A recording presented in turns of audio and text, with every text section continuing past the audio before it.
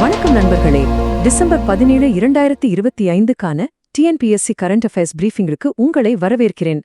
இன்னைக்கு வரப்போற தேர்வுகளுக்கு ரொம்ப முக்கியமான தகவல்களை தெளிவா சுருக்கமா பார்க்க போறோம். வாங்க ஆரம்பிக்கலாம். வருங்கால அதிகாரிகளே, டிஎன்பிஎஸ்சி அகாடமி உங்களை அன்புடன் வரவேற்கிறது. உங்களுடைய தேர்வு பயணத்துல வெற்றிக்கு தேவையான எல்லா முக்கிய தகவல்களையும் தான் நாம இங்க பார்க்க போறோம். ஒவ்வொரு பாயிண்ட்டும் ரொம்ப முக்கியம். சோ கவனமா நோட்ஸ் எடுத்துக்கோங்க.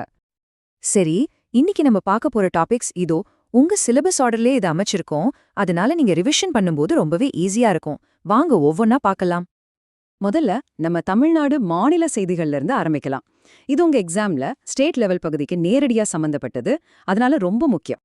தமிழ்நாடு அரசு ஒரு சூப்பரான சிஸ்டம் கொண்டு வந்திருக்காங்க. அதுதான் தடகள வீரர் மேலாண்மை அமைப்பு, அதாவது ஏஎம்எஸ். இது சும்மா ஒரு ஆப் கிடையாது. நம்ம விளையாட்டு வீரர்களோட பயிற்சி, அவங்க உடல் நலம், பெர்ஃபார்மன்ஸ், மெடிக்கல் டேட்டா எல்லாத்தையும் ஒரே டிஜிட்டல் பிளாட்ஃபார்ம்ல கொண்டு வருது. எதுக்கு? அவங்களுக்கு ஒரு சயின்டிஃபிக்கான டேட்டா ட்ரிவன் சப்போர்ட் கொடுத்து அவங்க பெர்ஃபார்மன்ஸை இன்னும் அதிகமாக்கவும் காயங்களை சரியா கையாளவும் தான். சென்னையில நடந்த தமிழ்நாடு விளையாட்டு மாநாட்டில் இதை லான்ச் பண்ணியிருக்காங்க. இப்போ ஒரு முக்கியமான விஷயத்த பார்க்க போறோம். நம்ம மாநிலத்தோட விவசாயத்துல ஒரு பெரிய சவால் இருக்கு. குறிப்பா உணவில்லாத பயிர்கள்ல இந்த சார்ட்ட பாருங்க.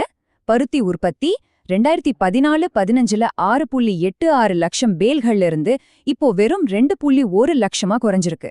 அதே மாதிரி கரும்பு 2006-7ல 411 லட்சம் டன்னா இருந்தது. இப்போ வெறும் 133.5 லட்சம் டன் தான். இது எவ்வளவு பெரிய வீழ்ச்சின்னு பாருங்க. எக்கானமி பேப்பருக்கு இது ரொம்ப முக்கியமான பாயிண்ட். சரி, இந்த உற்பத்தி ஏன் இவ்ளோ குறையுது?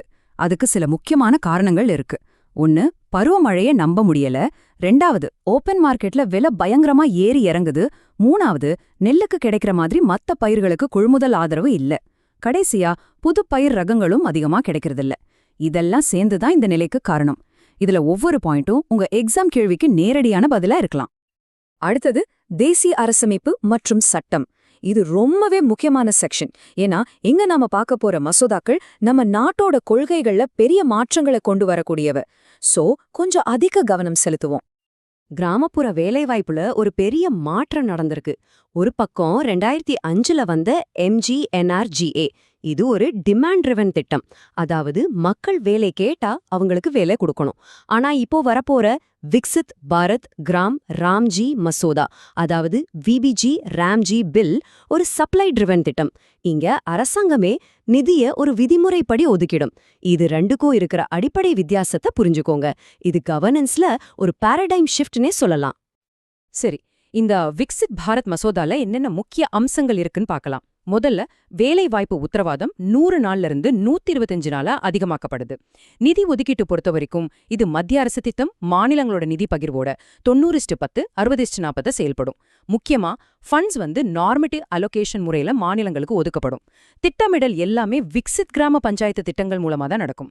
இதுல மாநில அரசுக்கு ஒரு பங்கு இருக்கு.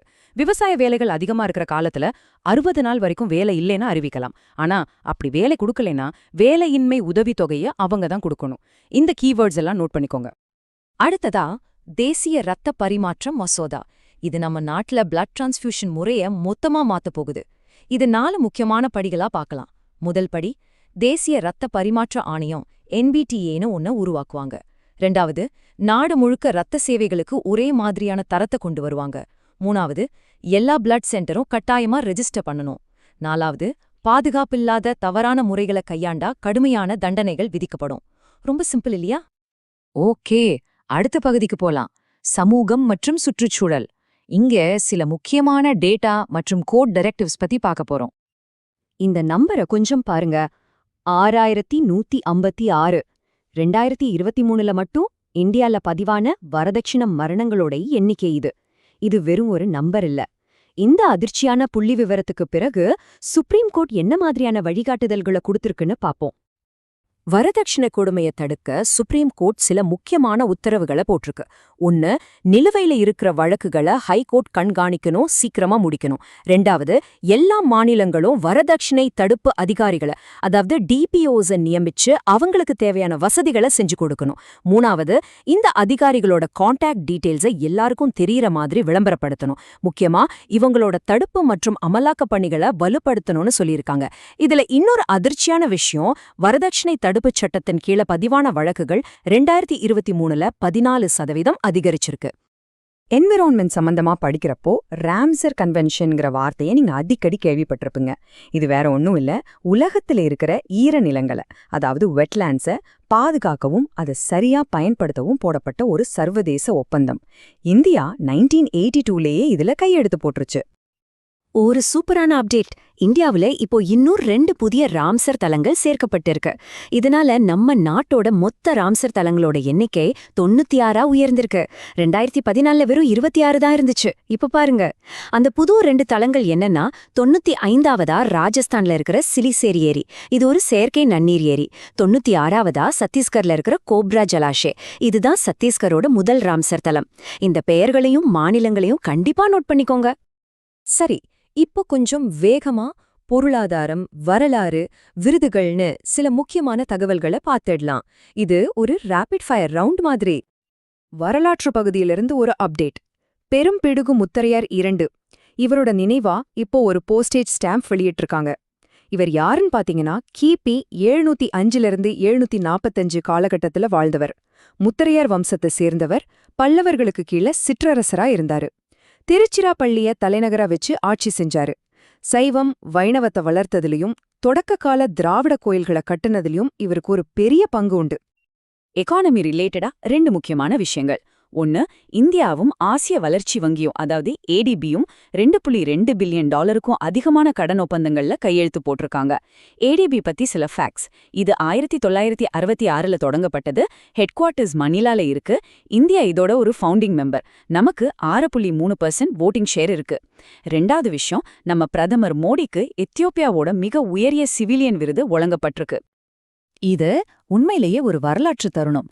93 வருஷ பாரம்பரியத்தை உடைச்சு சாய் ஜாதவ்ங்கிறவங்க இந்திய ராணுவ அகாடமி, அதாவது டேராடூன்ல இருந்து பட்டம் பெற்ற முதல் பெண் அதிகாரியா உருவெடுத்திருக்காங்க.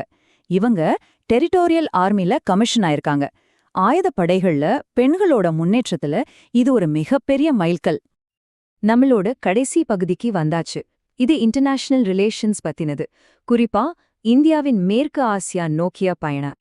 பிரதமர் சமீபத்துல ஜோர்டானுக்கு ஒரு முக்கியமான பயணம் மேற்கொண்டார். இது நம்ம 2 நாடுகளுக்கும் இடையிலான தூதரக உறவுகளோட 75வது வருஷத்தை ஒட்டி நடந்த முதல் முழுமையான இருதரப்பு பயணம். இதுல என்னென்ன முக்கிய முடிவுகள் எடுக்கப்பட்டதுன்னு பார்க்கலாம். கலாச்சாரம், ரினியூவபிள் எனர்ஜி, நீர் மேலாண்மை, டிஜிட்டல் பப்ளிக் இன்ஃப்ராஸ்ட்ரக்சர், அப்புறம் பெட்ரா எல்லோரா பாரம்பரிய தலங்களை இணைக்கிறதுன்னு மொத்தம் 5 புரிந்துணர்வு ஒப்பந்தங்கள் கையெழுத்தாகிருக்கு. அடுத்த 5 வருஷத்துல இருதரப்பு வர்த்தகத்தை $5 பில்லியன் உயர்த்தணும்னு இலக்கு வச்சிருக்காங்க.